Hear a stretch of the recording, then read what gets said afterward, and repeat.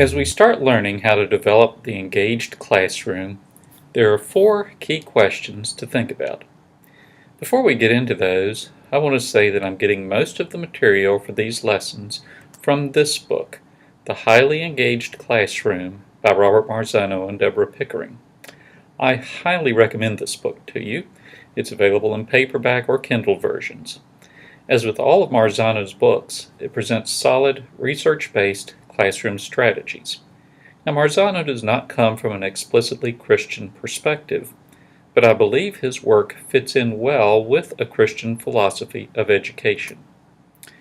So what are the 4 key questions? I'm going to briefly introduce them in this session. Then we'll have future sessions to focus on each one more carefully, along with some discussion to apply them to our classes.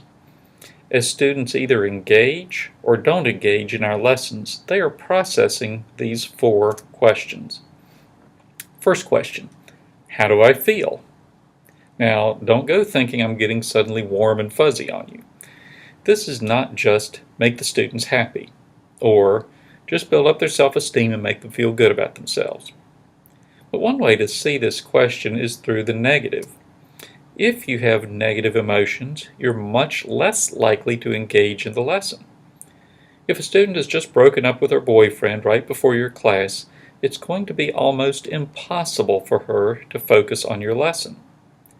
Positively, if a child has just gotten an encouraging note from his music teacher, he's going to be in a good mood and more likely to engage in the lesson. Now, there's something of a circular situation here. If a student feels good or positive, he's more likely to engage with the learning. And if he engages with the learning, he's more likely to feel good and positive. But some elements of this, which we'll go into more detail in the future, are these. For one, student energy levels. The activity level in the classroom. How quickly paced are things going? Student physical movement is also involved here. It gets the blood flowing. A second element of this is the teacher's demeanor, whether she's enthusiastic or not. Now, I'm not talking about phony theatrics here, but genuine demonstration that the teacher enjoys and likes the material. It also includes intensity, the teacher focusing on things that are really important. For example, she says, here are 3 main things you need to know about this. Humor also comes into play here. An appropriately lighthearted setting encourages students to have positive feelings. A third element of this is the student's perception of acceptance. If the student doesn't feel welcome or accepted, he's very unlikely to engage with the lesson. This means the relationship between teacher and student is critical, but also relations with other students. If other students are mocking him all the time or bullying him or doing put-downs, this decreases engagement. So, our first main question is, how do I feel? Next question, am I interested? Obviously, if the student is not interested in the material, he's not going to engage in it. There's 2 main types of interests. First is situational interest.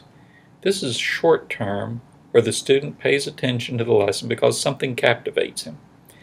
It involves both triggered interest, that is, capturing his attention initially, and maintained interest, that is, keeping his attention over time.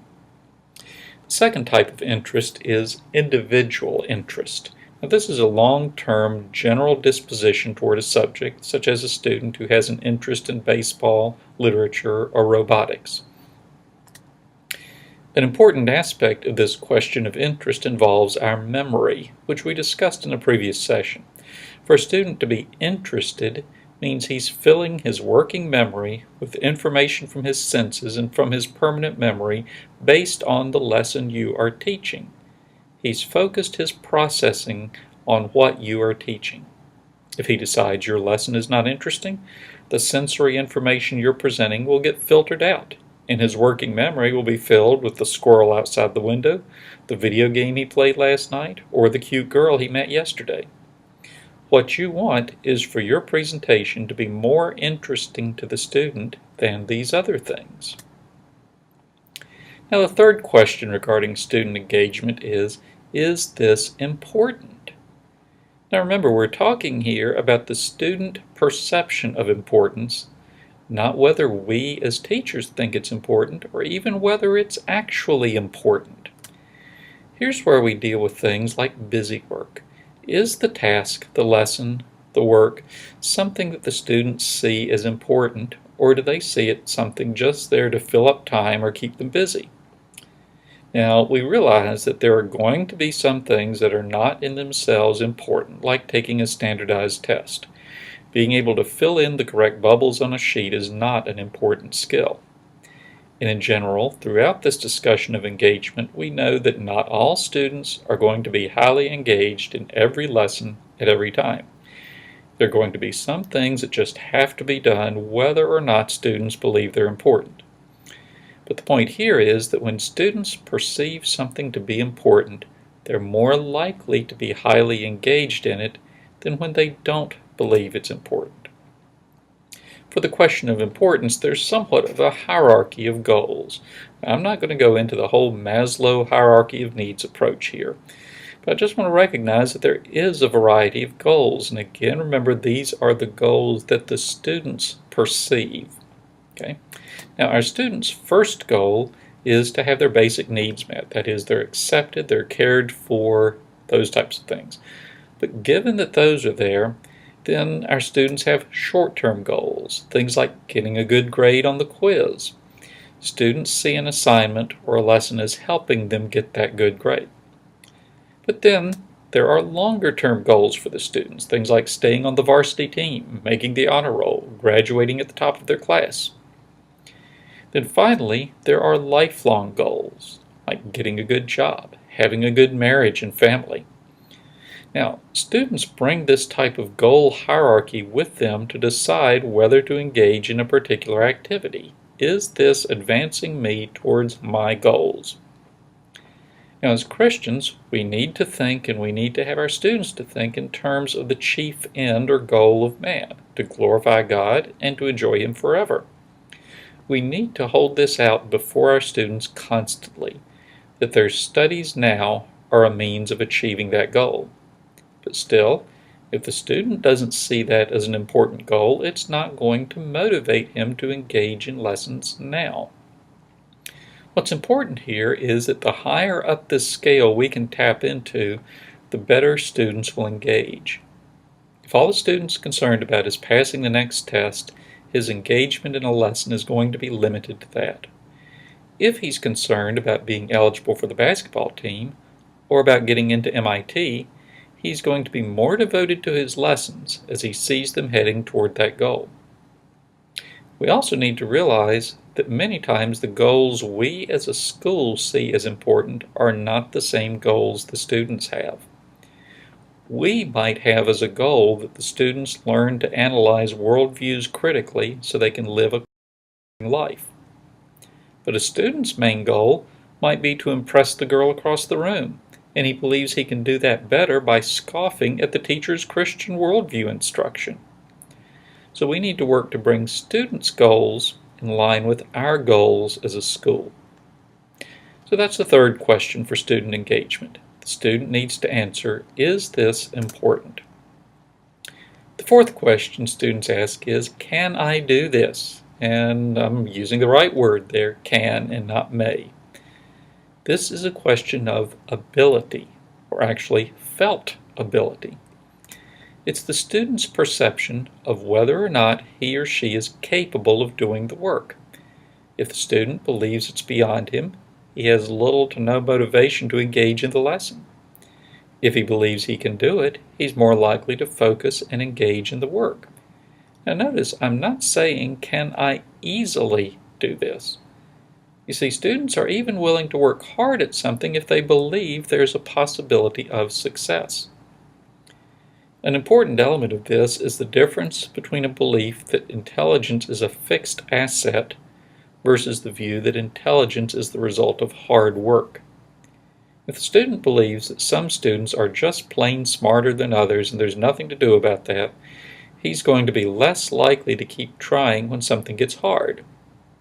If he believes that success, on the other hand, is the result of hard work, he's going to be more likely to keep trying when he faces difficulty. This may be why some children who do well in the lower grades of school sometimes bomb out in upper grades when the work gets harder. In the lower grades, their natural intelligence enables them to coast by and easily pick things up. But when the material doesn't come naturally, they either think the teacher's expecting too much of them, or the parents think this, or they don't even try. They just figure, well, it's something I'm not good at. Kids who have worked hard for their grades in the lower grade levels will generally do the same thing. They'll work hard in the upper grades, and they'll succeed more than the other kids. Teachers and parents can reinforce one of these two attitudes when they work with children. Let's say we have a child who's doing well. You say, "You're so smart." It reinforces the idea that his natural intelligence is the main factor in success. But if we tell that same child when he does well, "You really worked hard on that," then it reinforces the importance of work. So the focus here is, if a student believes the work is above him or he just can't do it, he just says things like, "I'm just not good at math," then he'll generally not try to engage in the lesson. But if he believes he can get it if he just puts in the effort, then he's more likely to engage.